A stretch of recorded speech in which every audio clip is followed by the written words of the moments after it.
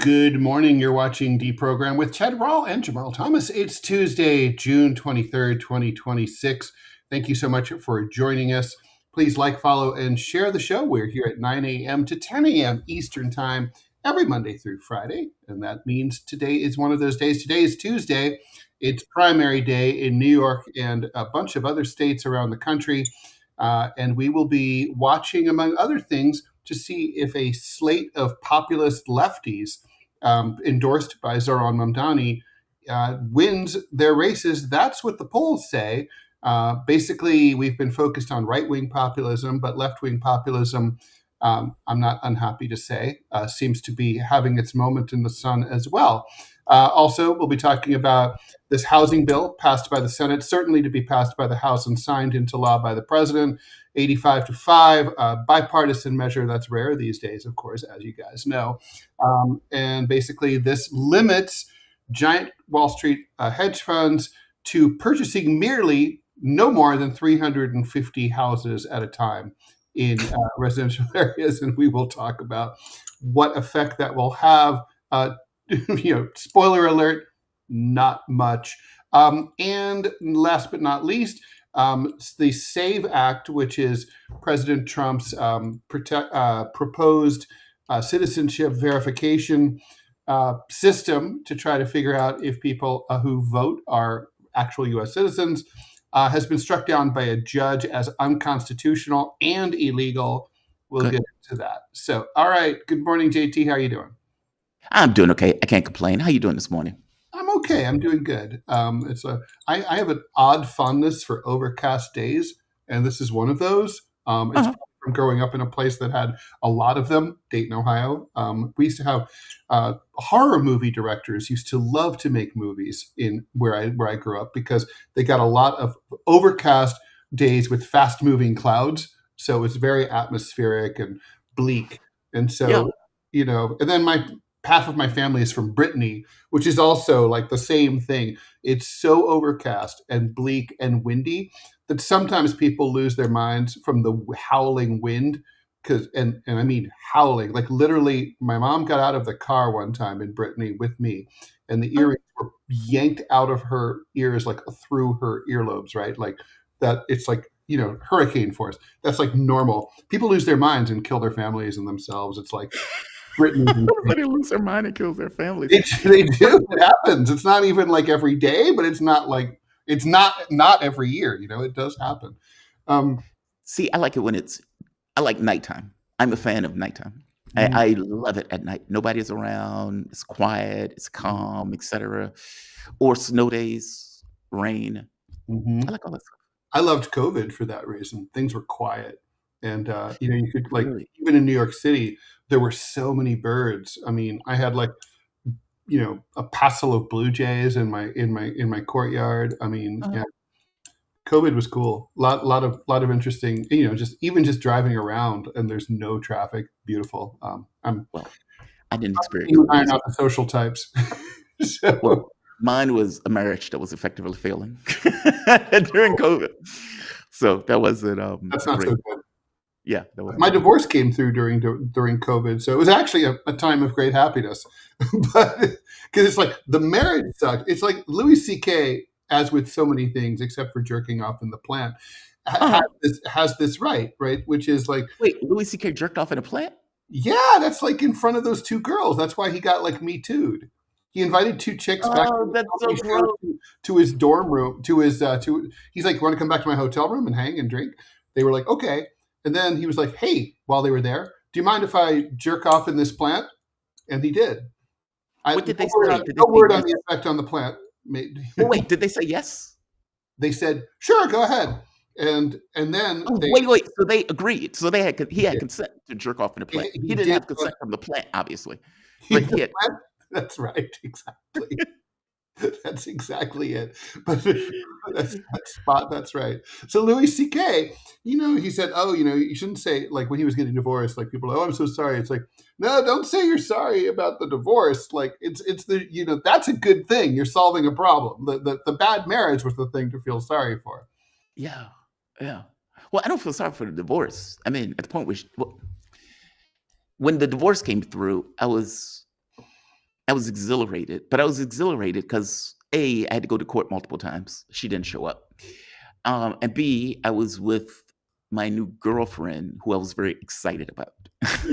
So it was kind of like both of those things happening. That's a win-win. So Yeah, that was a win-win. your ex-wife must have kept losing hearings because she wasn't showing up.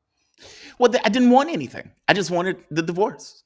Like, for me, it was just kind of like, okay, you left. Let's call it a day. Let's stop this lagging That's thing. the best way. Yeah. Yeah. And then my new girlfriend, she was Catholic. And so her thing was like, I don't want her to be touched until you get the divorce. Now, this didn't happen in practice. She is not a good Catholic. I'm just What? right. But that was her thing. I want the divorce. She was insecure. She wanted the divorce. She wanted to make sure it was over. Fair enough. I wanted to make sure it was it's really funny because the last person, if you're dating someone who's going through a divorce, literally that person's ex-husband or ex-wife is the last person on the planet you need to be worried about. Yes. But she didn't realize that because she's never been in a divorce. Right? Like, it's so awkward. I'm sorry. Let's get to the show. You'll put your dick in a wood chipper first, right? Like, there's just no way. All right. So, yeah, let's get to it. All right. You want to start things out? Let's look. There's a bunch right now. There's 3 congressional races in New York City and environs. I don't know how you fucking pronounce that. But basically, all where Zohran Mamdani has backed a slate of left-wing populist, Democrat, progressive populists, what do you want to call them, who are, including Brad Lander, who was his former competitor for mayor, who ended up dropping out of the race and then campaigning with him and endorsing him. It was really cute, like Brad Lander, much older, like boomer, like, city biking around town next to Zohran. It was very cute. And now Zohran returned the favor. I don't like to make strong predictions, but I'm going to say, like, it definitely looks like all or most of these candidates are going to win. It looks like the age of corporatism is, the tide of corporatism among the Republican Party, we know, is gone. In the Democratic Party, you and I have seen it coming, but it looks like now they're really in trouble. I mean, of course, New York City isn't the entire country, but right. Far from it. But still, I gotta say, they're taking note, right? Like, I mean, the thing is, Brad, I mean, these are anti-Zionist Jewish New Yorkers who are swinging these races to the anti-Zionist left. It's worth noting. It's also a huge commentary on, how unpopular Israel and its policies are now. Yes.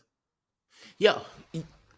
The reason that Mamdani was so dangerous to the political establishment, and I'm putting dangerous in quotes because threatening, but I'm trying to make the point, right? That he showed that a person can take an anti-Israeli point of view and beat the living shit out of his opposition with it. He didn't hide. He didn't run. Mm-hmm. He didn't cower for cover in the corner the moment that Israel was brought up and they were screaming blood libel. He plowed through it. It's like, the enterprise is going to be destroyed. And Picard says, fuck it, just go through the hole. Just run through it. It's that. It's this idea of confronting this thing directly with the majority of the population itself in the country saying, we think you're committing a genocide, or at the very least, we think you are mass murdering women and children. You're killing babies. That's what we think as a population. And the only issue is, how do you harness that into a political cadre as opposed to these people who are effectively being paid off? The people who are being paid off thinks that this is dangerous because they assume, well, AIPAC and all of this money is going to come into the thing in order to change the dynamics. That may work against Thomas Massie. That may not work in New York City, which is what Mamdani is showing, that, hey, there's a path through this that works, that pushes back on all of these people who are screaming that they need to go to Israel before they deal with the priorities of New York. No, it's a good thing. I mean, the catch is, do other people recognize what is taking place in these elections and the path that they could take in regards to these elections in order to get elected? That's the interesting thing to me. I mean, do you think this is something indicative of something larger, that this goes beyond New York into other states? It does, because of the economic populism side of this. I mean, let's not forget, right? Like, as big of a deal as the the war, I shouldn't really say the war. Israel's genocide against Gaza, it wasn't really a war, so it has been since 2023. It wasn't the main topic of the congressional of the mayoral race that elected Mamdani. He True. ran on affordability or unaffordability in Yes. New York, one of the most expensive cities in the country.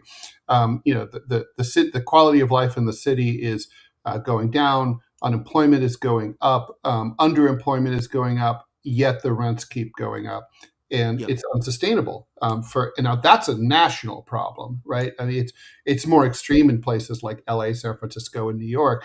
But that was true in Thomas Massey's district there in Northwest Kentucky too.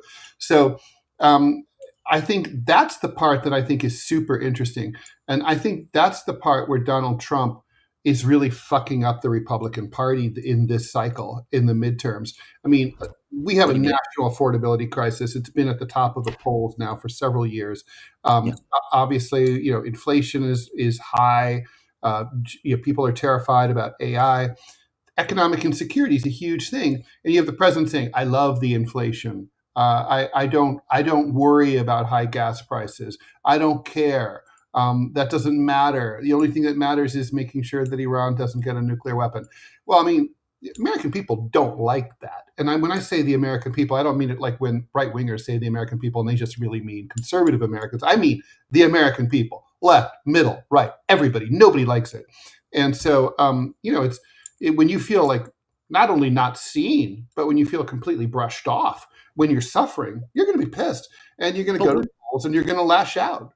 But when weren't the American public brushed off? I mean, like, does Trump really come across to you at any point, be it first term, this term, or anywhere in between, that he cared about the American public? Yeah, in 2015, 2016, when he went to places like Scranton and Dayton over and over and over again and said, these big beautiful factories, they're all closed. It's a shame. These jobs went to China. They're over, all that stuff. He was basically, his message was, I see you. It must suck to live here. I wouldn't want to live like this. I'm going to change it all. I'm going to bring back your jobs. Now, the thing is, obviously, he didn't know what to do about bringing back the jobs. And I don't know that he really even tried or cared or gave it any thought. Maybe he did. But the point is, this was the first time that a presidential nominee for either party ever articulated the problem. Like, it's kind of like, I see that you have cancer, and that must suck. Now, I'm not a doctor, and I don't know how to give you chemo. but that would still be nice to be acknowledged. I mean, I was thinking about this yesterday in conjunction with watching movies, and I was like, there's all sorts of movies about family dynamics. I'm an only child of a single mom. Look this up. There's only one major movie that I can find that has that dynamic, which is a Little Man Tate, Jodie Foster movie, which I never saw, and I was like, that's completely ignored. That dynamic is not in our culture. Like, we're invisible. Anyone who's ever been invisible, the invisibility feels bad. Donald Trump made people feel seen. That's why they registered to vote. That's why they canvassed for him. Yeah, in 2016. He seemed to lose the thread toward the end of his first term, but the American people are very forgiving, and so he was leaving anyway. They let that go, and COVID distracted everyone. But I think this time there's no avoiding it. I mean, he's doing all this shit for Israel. This is just for Israel, and and it's clear. You know what I mean? It's like a narrative that, like, it's not. You could fit it on a bumper sticker. That's easy. I think, okay, true. I accept that. I think that was part of it. I think the other part of it was rage. Mm-hmm. That Trump embodied this rage against a political system that the American public doesn't believe cared.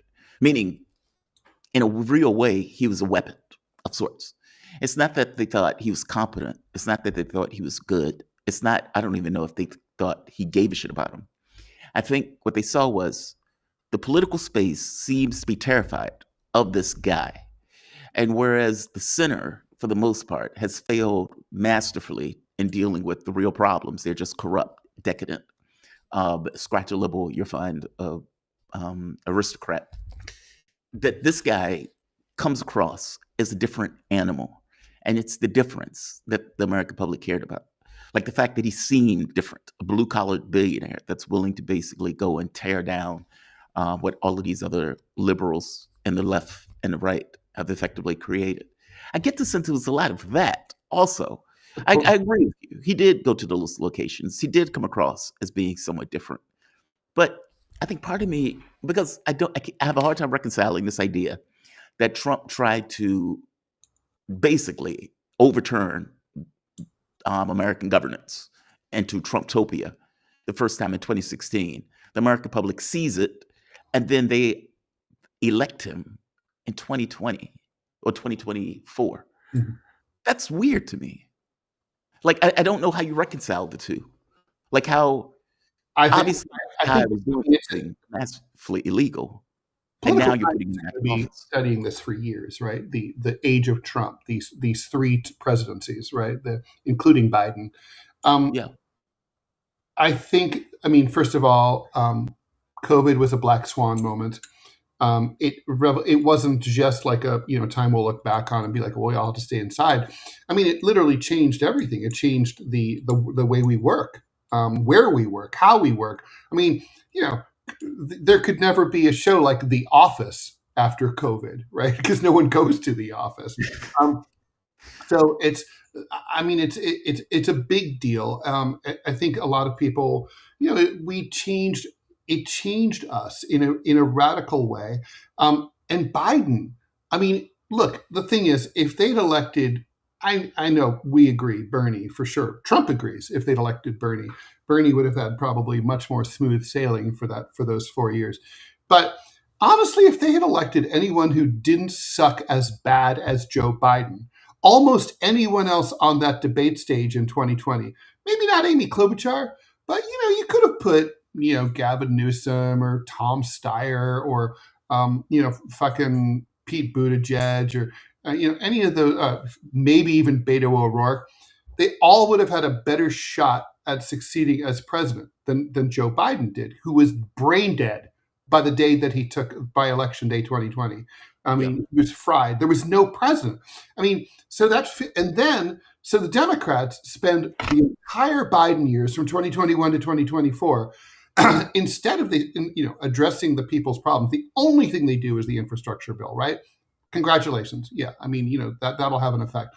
But meanwhile, the people are dying from high prices and unemployment. They don't get their jobs back post-COVID. The housing prices are crazy. Democrats don't focus on any of that. They focus on fucking weird ass shit about Russia and Ukraine. They focus on bullshit, right? That the American people don't care about, and they go after Trump over and over, feeding right into his narrative. These people hate me because I'm dangerous to them, and these are the people who you hate. Like, the enemy of your enemy should be your friend. I'm your friend. I think that's why he got returned to power, because the Democrat, it was theirs to lose. Democrats chose to lose. I accept that. It's, what's wild about this is both parties are went through similar things. So, for example, as you point out, Joe Biden is so occupied with the Ukraine war that takes that takes up a lion's share of his time. That's the most important thing to him. The American public can see that, right? Can I just interject? And he chooses the losing side, which the American people never like in a war. Mm-hmm. You chose, it's not just that, South Vietnam, wasn't going well. We chose the losing side. When you choose the losing side, the voters hold that against you. Anyway, go ahead. Well, we knocked over the government and assisted that side in starting a war, or at the very least, igniting a war. Totally. And then, you're right. We lost that war. And it was obvious that we were losing the war over the course of the Biden's term, but it was also obvious that his focus seems to be on that, as opposed to the real world phenomena that Americans were suffering through. If you remember, Jen Psaki came out and made this argument of the, quote, Putin price hike. And that made the argument that our values are not without cost. In fact, I think that was the quote, our values are not without cost. Effectively saying that, hey, you as Americans just need to pay more because our values demand that we fight Putin and Russia, which is not going to go over well. We never voted on that. Nobody voted on that. And by the way, Trump was making the same argument, though. Yeah. Well, I mean, you can't buy as many teddy bears this year. You can't buy 23 teddy bears. Maybe you can only buy 2. Right. Or making the argument about the price hike, talking about, well, that's Putin's fault, or that's Iran's fault, because Iran is, trying to get a nuke and we needed to intervene. And so the cost that you're paying for inflation is related to Iran. Don't blame us for it, which sounds a lot like our values are not without costs. It's very similar, like in regard to the way that these very similar governments are. And whoever breaks that fucking mold is gonna win, right? Yes, agreed. And also, getting back to something you said earlier, and I want to echo that. We should do some comments after that, I think, was the honesty aspect, right? Like you don't run away from who you are. Zohran Mamdani didn't run away from being Muslim, having a fucking crazy ass name. He didn't. When they branded his campaign, I mean, people outside of New York don't know this, but he used graphic design that was straight out of like a street design in Mumbai, right? I mean, it's bright orange and purple, and these are distinctly Indian designs. The fonts that were used were not meant to like sanitize his identity. This is a guy with a beard, right? Like he's not trying to like de-Muslimize himself. He's like the only thing that he does, the only thing that's appealing to like quote unquote mainstream culture is that he always wears a suit, even when he goes to the polar bear swim. What? He wore a suit when he went to the polar bear swim? Fucking funny as shit. And he also went and while riding a bike through the mean streets of Brooklyn. So that's funny. I mean, the point is that that's his brand, right? It's kind of like, and I liked it because it's sort of like, I'm a young guy, I'm Muslim, I'm different, I'm Gen Z, but I'm going to be, but I'm also going to be professional. I'll be the mayor. I will dress appropriately. So yeah, I mean, the point is that he didn't being straightforward, like you were talking about, like if you're anti-Zionist, just fucking own it. They're going to nail you anyway. It's like if I were running for office, I'd be like, yeah, I'm a communist. Obviously, we're not going to have communism in the United States anytime soon, sadly, but I'm a communist. You have to own it. Basically, I'm a true believer. That's what you're going to I believe in something that you might not agree with, but I won't lie to you, right? But I think I think the first person who it takes on a political temperament where they are trying to be straight with the American public is going to be the one that wins. No doubt. Because it's a difference. He had that reputation in 2016. I mean, it's amazing because he lies like the day is long now about everything. Well, come on, the 300-foot gash in the reflecting pool? I mean, that's not true. That didn't happen. And by the way, I don't understand what's wrong with the national media. They have cameramen, right? I mean, they can go out and see that there's no gash, but they don't. I don't know why. I mean, it's like they could walk over from their studios in Washington. But like, it's just, they lie about everything. And, but like at the time he was viewed as being honest about the things that mattered because he was brusque and crass and he didn't follow the niceties. Yeah. All right, let's do some comments. Okay, Harry Balsack. By the way, Jamarl, I prefer you over John. Well, thank you. Get a room, you two. I appreciate that. F you so. Thanks for the $2. Did you know that the police murder over 10,000 family dogs a year? That's awesome. Let's continue this. F you so also continues, $2 more. Police departments across America are trained by the IDF. The IDF trains police to see neighborhoods they serve as war zones, and we're all combatants. It always leads back to toxic Israel. I guess they kill dogs that, like, they think defend their owners. Yeah, defend their owners. I mean, even if it's like, and I mean defense, I don't mean that they're biting the cops. Mm-hmm. The cops look at everything as a threat, and murder threats. Yeah, whatever that is. I mean, it's, hey, this dog's out of order. Got to kill the dog. And dudes, don't you have anything else that you could use?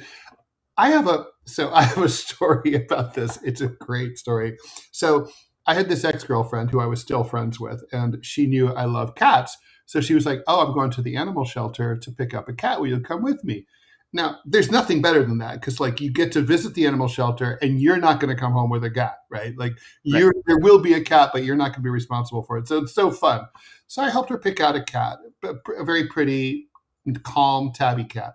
She has that cat for 6 months. The no muss, no fuss. She loves it.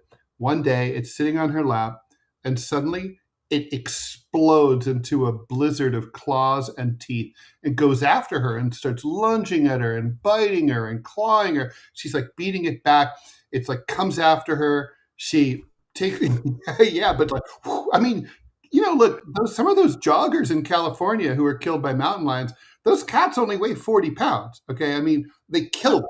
Okay. So, I mean, cats are incredibly powerful. So, I mean, so she's trying to beat it back with a lamp. There's a huge ruckus. She retreats to the bathroom. The cat, I saw the door later. The door was caved in like the cheap IKEA, Home Depot door, caved in Yeah. where the cat had been lunging up against it. Like a cat, like an 11, 12-pound animal. Anyway, the point is, the cat goes crazy. It's in an apartment building in Manhattan. The neighbors hear it. They call 911. NYPD responds. They think it's a home invasion, right? They break down the door. Kitty goes after the father. They shot the cat. What? What? Travels through the cat, through the floor, and nearly kills a dude watching TV on his couch in the apartment below because it goes right through his leg, right? And like basically nicks his femoral, that big artery, right? Is that the femoral artery? Yeah. Yeah. And so he almost dies. Thank God they figured it out. They heard the dude screaming. The New York Post she made the New York Post headline, catastrophe.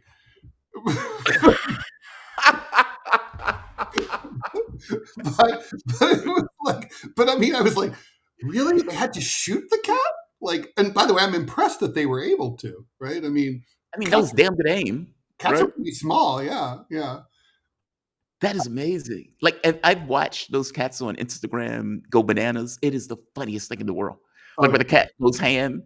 Like there was once where the dog knocked the cat into the water. The cat was like pussyfooting on the side of the bathtub, and the dog just like bloop, and the cat flipped out. The cat lost it. Oh, it fell into the water and jumped out. Oh man, it beat the shit out of that dog.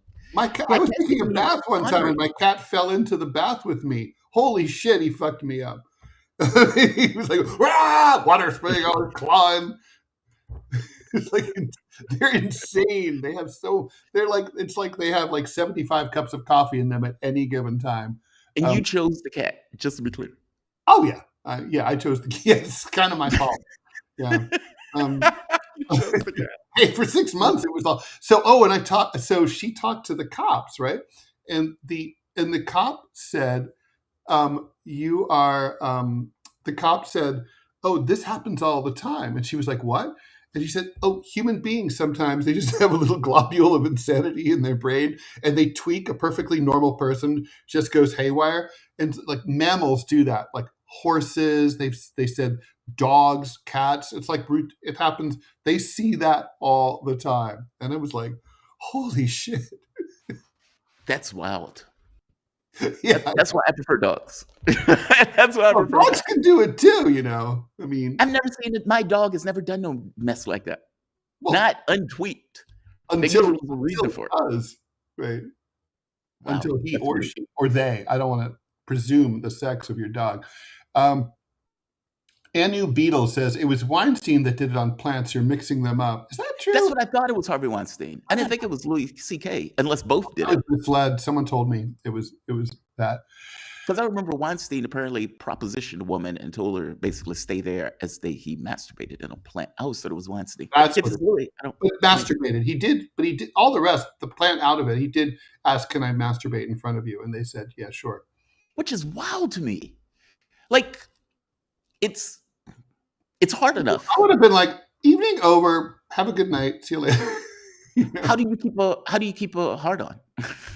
Like in my mind, right? It's a woman looking at you in disgust as you whack off. Which that's got to be part of his shtick, though, because he always talks about masturbation in his stand-up, right? So that must be part of it, like the humiliation. Oh, you think her disgust was part of the turn on. I think Louis C.K. has, he views himself with disgust. Oh, that's wild. It's like you're whacking off of this, like you see her disgust, and it turns you on even more. Because you're like, I'm such a. You should be ashamed of yourself, Louis. I'm sorry. That's rough. Exactly. That's just rough, man. The thing is, I always think, like, whenever I masturbate, I'm always like, this is the most undignified thing. I wish there was another way. Right. You're like, afterwards, you're just like, God, I wish I hadn't spent that 20 minutes doing that. Like, what a waste of my fucking time. Like, what's wrong with human beings? What's wrong with males? What's wrong with... Hey, so you and I are very similar in this. I thought it was just me. Oh, okay. I thought it was just me. Because my thought is, I forget who it was, but they were like, they caught their parents having sex.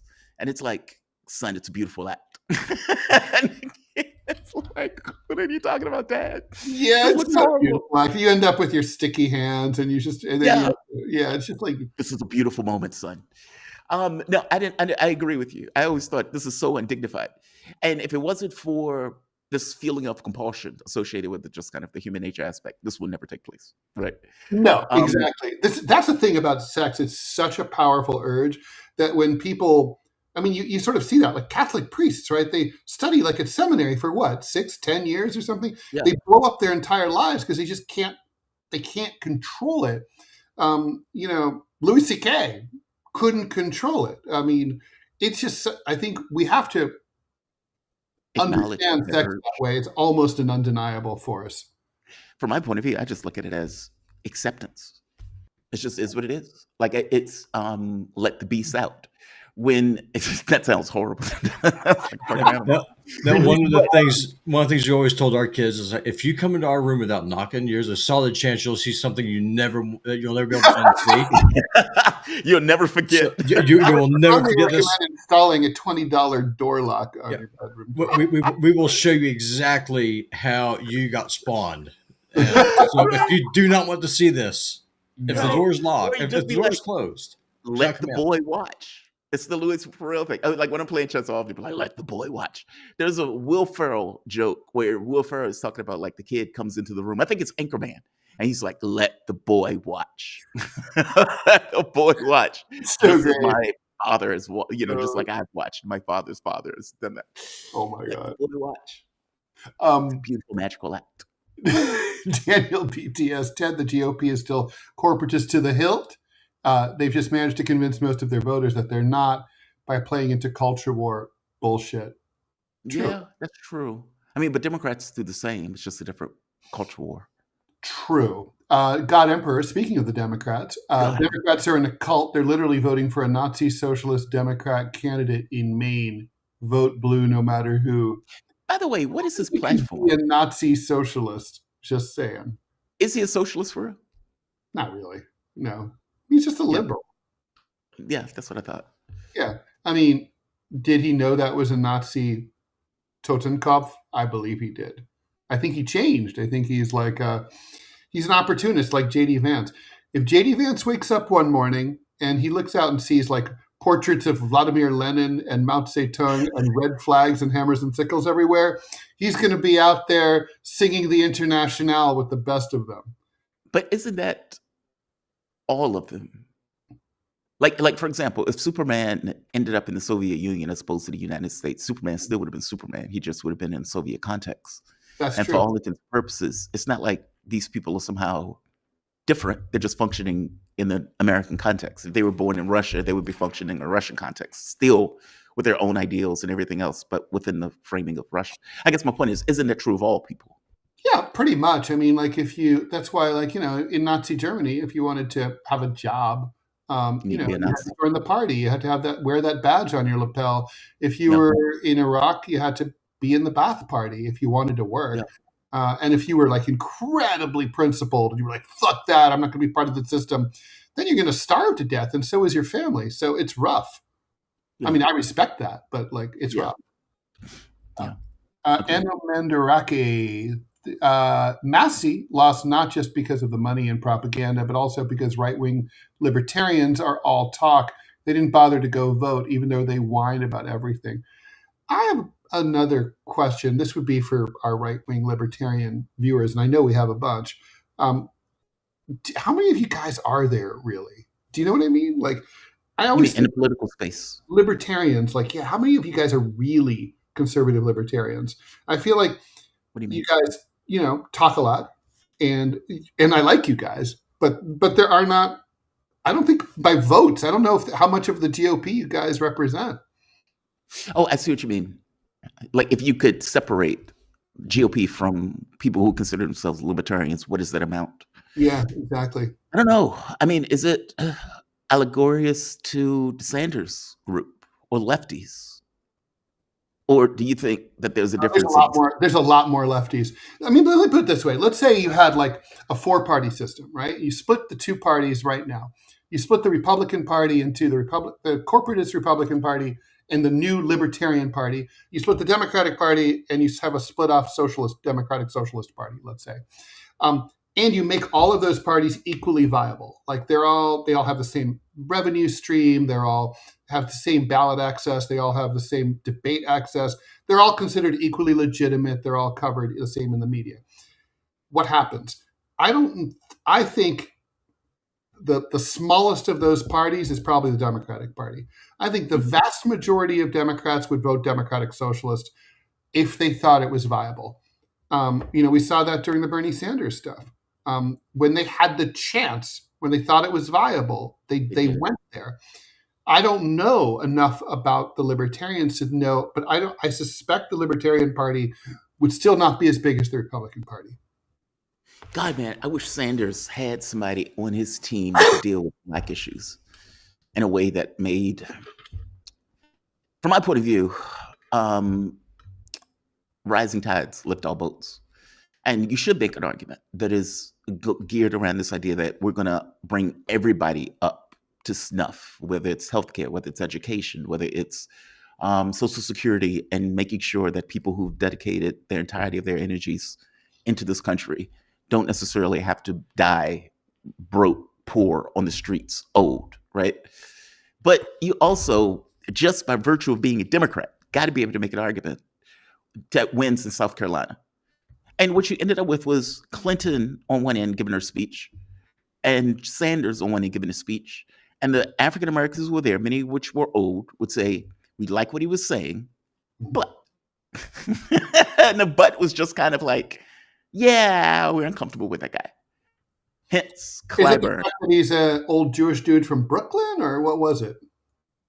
It's the familiarity with the Democratic Party. There's an element of, let's say, the Black misleadership class, as Black Agenda Report calls them, that have become fused with this idea of being Democrats. In their mind, there's a historical context that they're effectively running with in the line of the Democratic Party and African Americans. And that for Sanders, somebody who was considered on the outs, that made it difficult for him to reach that group. Now, in the younger generation, this didn't really matter to the younger generation. They loved him. But as we always put out, and as Robbie always point out, they don't vote. Nope. It's Sanders loses in South Carolina. If Sanders would have won in South Carolina, he would have had off to the races. He would have had a Black community that would have said, well, he can win Blacks, and he was winning the younger demographic 70% more than what Clinton and what Trump were bringing in together by themselves. So, but you can't ignore that contingent. Pete Buttigieg, who gets like negative 2% of the Black vote, will never be president of the United States if he can't figure out a way to fix that. And anybody else? Understand why? I mean, they obviously know that. They have internal polling. They know. They know more about this than we do. Yeah, about their situation. Why don't they fucking do anything about it? Do they just not know how, or do they think it would involve some political trade-offs that would cost them something they care about more? You mean Buttigieg? Yeah, for example, or Sanders. I mean, like, I don't know how Buttigieg could fix that, because I think Buttigieg's issue is that Buttigieg is gay. I don't take issue with that, but obviously a large part of the coalition that they would need to get elected does. For Sanders' part, I don't know what he was doing. If I'm being bluntly honest with you, I don't know if it was a situation where Sanders was shocked. Well, let me say, okay, to put it in context, this was taking place during the Biden term, I suppose, when Sanders was going against Joe Biden. Sanders needed to win South Carolina, and Joe Biden ends up taking South Carolina. The same thing was, something similar was happening with Clinton, but Clinton was different because I don't think Sanders realized that he was going to catch fire in the way that he did. Yeah, he was in 2016. He was a dog who caught a car. Exactly. He was like, okay, now what do I do with the fact that I caught this car? The second time around, though, is inexcusable because at that point, he knew he was going to be a main contender and he knew the opposition he was going to go up against, but he just wasn't willing to throw a punch. So when I interviewed Bernie for my book about him in 2015, right at the beginning of the campaign, he told me, I'm not going to be the nominee. He was running 2% in the Democratic polls at the time. He's like, I'm just trying to pull the Democratic Party over to the left, like a principled primary run, like a John Edwards, or obviously he failed. Yeah. I'm talking about not even in the run and pulling them to the left. They showed him off like a trophy of sorts, as if they were rubbing themselves in Sanders. But in the reality of it, this was. Let me ask you this: they don't seem to get the hint. Even now, they don't seem to get the hint. And no, what's going to happen is they're going to get. Really, you think it's unbelievable? I think it's just they realize that it's a captive system. That this system would have to collapse before these people change. That's my thought on it. It will. It will. I mean, it will. The reason it's totally, I take you're right. It's totally believable. Nothing could be more believable. When I say it's unbelievable, I'm kind of like, when you have pattern recognition, you can see what's coming. It's like, this isn't like you're not even tied to the train tracks and the train's coming towards you. You're sleeping on the train tracks and the train is coming at you at 1 mile an hour and you're choosing to just sleep in later. Yes. You could just sit up and walk away and you're choosing not to. They have become so attached to the way this is and with the belief that the American public is not going to do anything. It's like a wife in a marriage and she complains, she screams, but he knows she's not going nowhere. So he doesn't have to do shit.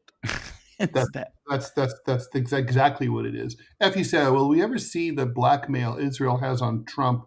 Thanks for the $1, by the way. Effie said, I want to see it. They should release it. Release everything. Please.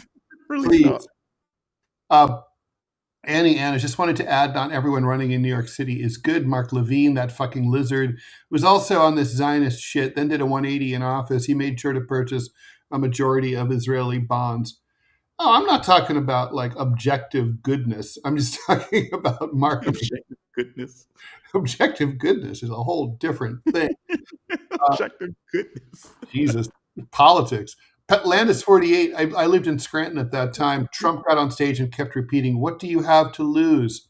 Very much landed with a significant portion of 50 plus men, age 50 plus men in the area.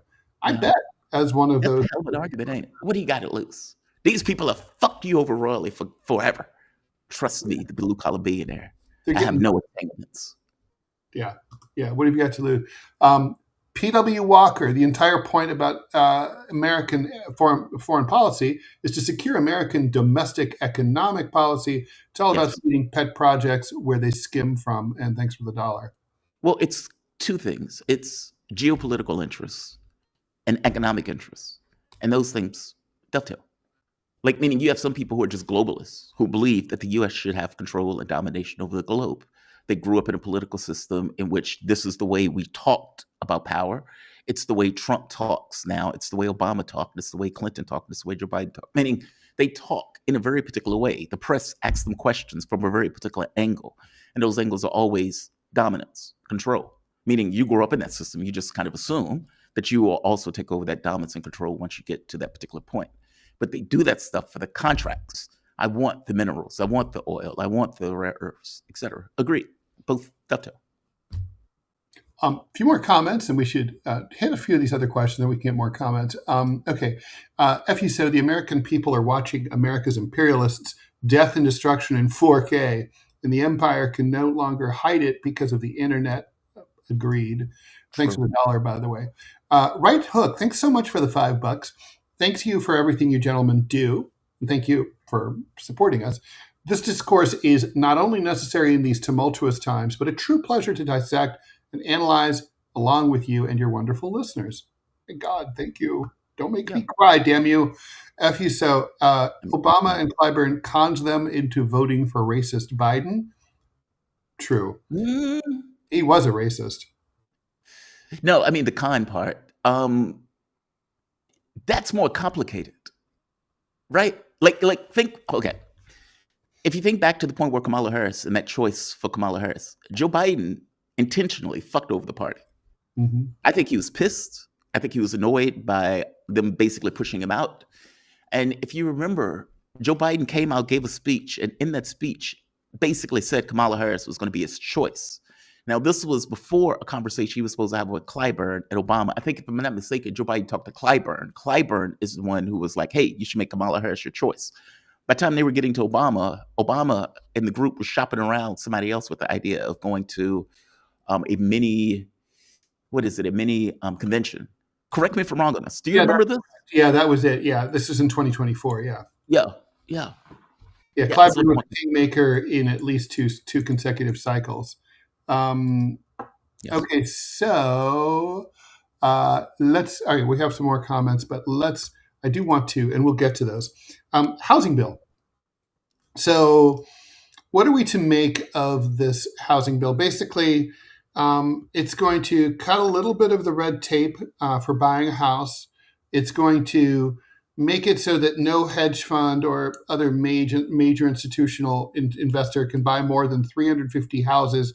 I'm not clear on whether there's a time limit there.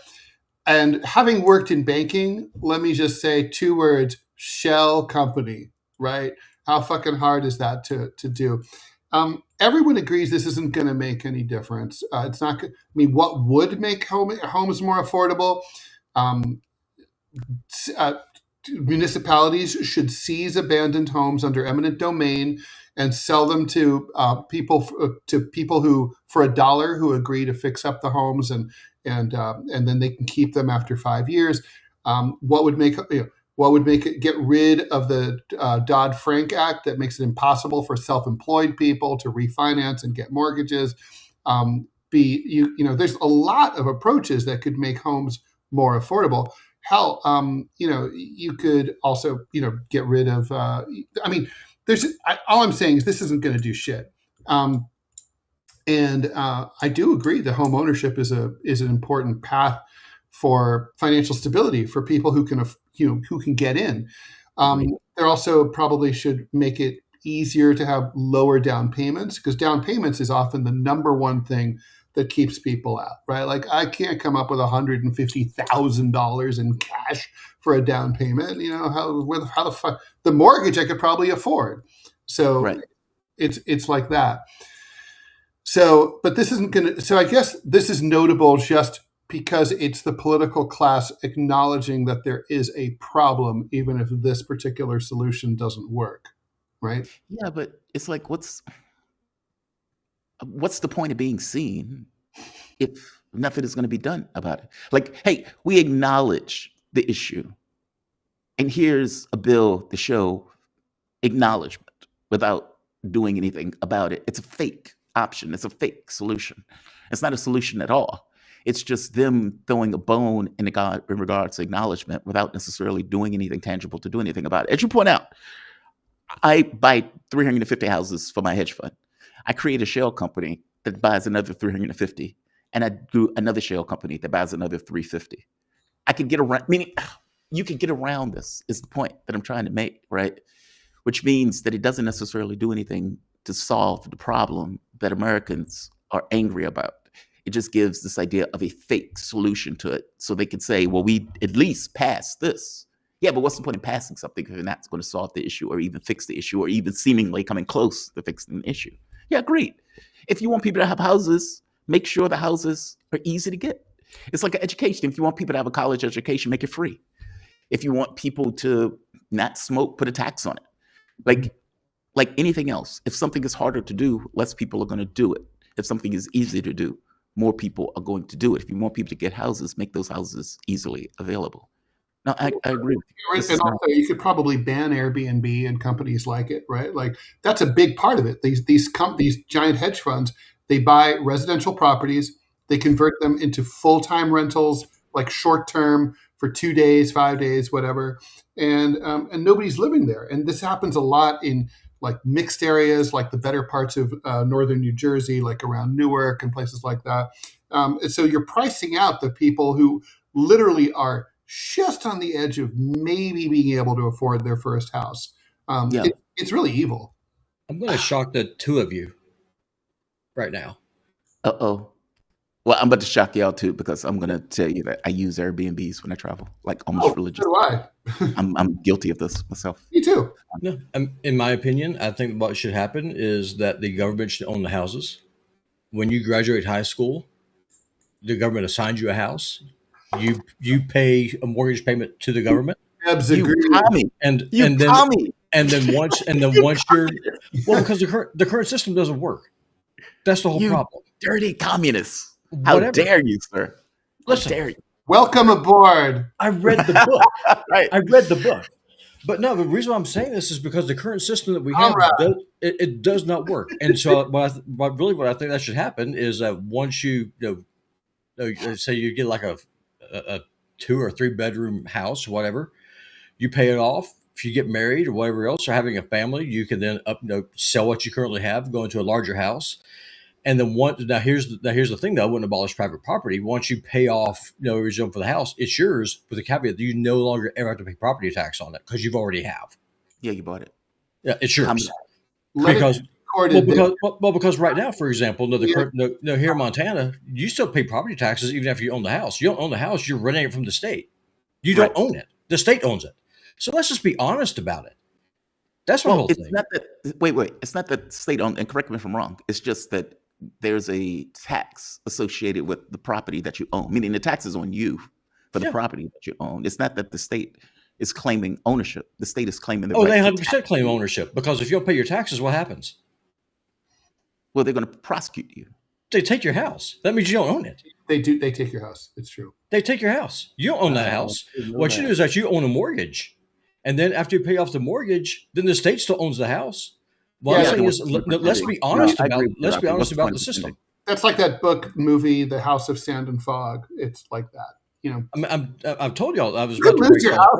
You can lose your house for blowing off a relatively minor $100 bill. No, if the government can tell you how much water that you're able to flush through a toilet, you don't own your house. If the government is able to, with the force of arms, to take your house from you because you don't pay a tax bill, you don't own your house. You rent the house. You're a squatter. Well, they can take your life if you don't pay your taxes. By the way, I should point out that right now, I should bring this up. We are in the middle of a major stock market crash. It's a sell-off. The New York Stock Exchange is down at least 2 points, 2 percentage points in heavy trading. The Korean Stock Exchange plunged by 10% yesterday. Looks like it's a major tech-driven sell-off as people take profits. They're basically think that the AI bubble has gone too big. So that's happening. And by the way, we've seen this before with the first web crash. Like where everybody was like, oh, the web is going to do this, the web is going to do that. And then all of a sudden there was a correction in regards to the way people was framing it. I mean, the reality of it is a lot of us, it's like 90% of the profits are driven by AI, which means that if it wasn't for the AI stuff, we'd be in a recession. And let's face it, check me on that. I mean, you can fact check me on that. The large majority of the stocks are AI and AI driven. And do we need Claude and GPT and Grok and all the other ones? Not really. There's too many. Not to mention China is putting out free, or not free, but open source AI for people to be able to see it. Because the reality of it is, if you're dealing with an American company, you're dealing with American government also. Meaning, like when Trump just put out the thing, Anthropic, I believe it was called, where he effectively overnight told them, hey, you can't sell that to other countries. And Anthropic is a company that is supposed to be sold all over. So you've effectively damaged the business in an overnight tweet or an overnight edict saying you can't sell this AI company abroad. I'm saying that if you're dealing with an American company, for all of the talk that America uses against China, well, China's technology has invaded all of these things. It's the other way around. It's our technology, our government that is directly related and involves itself into the technology that we're sending abroad. China's role in that is open source. You can see what we're doing behind the covers. It's that. Couple comments. We got paid comments. Don't want to miss them. Sir Bikes a lot. Thanks for the $2. Planter is not a Nazi. He's a Marine with PTSD. He removed the Nazi tattoo after finding out what it was. Please listen to the David Sirota interview of him. You'll see a very progressive dude. Fair enough. I'll believe all that. The Sir Bikes a lot says the vote blue no matter who doesn't support this guy, just like Mamdani. They would rather have Susan Collins in office, and thanks for the $2. Okay. Obviously, yeah, true. Yeah, that's true. That is true. I mean, that's where the Nazi stuff came from. Yeah, by the way, I have to say, I don't want this to be true, but I suspect that Susan Collins is probably at this point favored to win, right? You think so? Yeah, I mean, it doesn't seem like he has enough of a lead that he can sustain that through November. I don't know. We'll see. He's pretty wounded. He would need an influx of cash in a big way. I don't know. I mean, Susan Collins, I don't know how the fuck she still represents Maine, because she's so feeble. And like, if I were a Mainer, I would just think like, I want someone with more oomph there, But do you think it's consistency, or people like things to remain constant in general? Like, people don't like change for all intents and purposes, even if it's not. Inertia, entropy. Yeah. Those are powerful forces. Yeah. Yeah. It's kind of like, it's like, why do you keep returning Lindsey Graham to office, right? Like, why? It's like you're just used to it. You can't imagine anything different. Aardvark, electing Nazis has worked so well for Republicans that the Democrats are doing it too. John D. Damn it, Robbie, I wanted you to join the USSR on Armory Forger, not in real life. Yeah, I just want to say, let it be recorded that as of 9:53 Eastern Time on Tuesday, June 23rd, the year of our Lord 2026, Robert West joined the Communist Party USA. From one comrade to another, we would like to welcome you aboard. Your free copy of Mao's Little Red Book is on its way. You can keep it because I have plenty of toilet paper. So, no. Listen, I get what I'm saying here. Welcome. It's just the current system does not work. We have empty houses all over this country, while we have hundreds of thousands of homeless Americans living under bridges, dying from drugs and alcohol and exposure. Meanwhile, the gates are thrown open. We import the entire fucking third world. That's why I've got this hat on here. We have to take care of our own people. And if the current system does not work, then that system needs to be replaced. And it doesn't. And the capitalist system, I'm sorry, it's not God. What? The communist system sucks. It doesn't work either, because it requires a monopoly on force. I don't know what the answer is, but it sure as hell is not what we got right now. Communism starts with the idea that we're all equal and becomes corrupted by human beings from there. Capitalism starts with the idea that we're unequal and that some of us deserve to starve to death, and then gets corrupted from there. You know which one I'm going to choose. That does it for today's show. We're going to go to TMI right now with Manila and I. Robbie will be along for the ride. JT will be back tomorrow with me here at 9 a.m. Eastern Time and with his own show at 7 a.m. Eastern Time. Don't miss that. Q&A show tomorrow at 12 noon. We'll be taking your calls and your comments then. Thanks, everyone, for joining us. Take care and see you. Bye, gentlemen.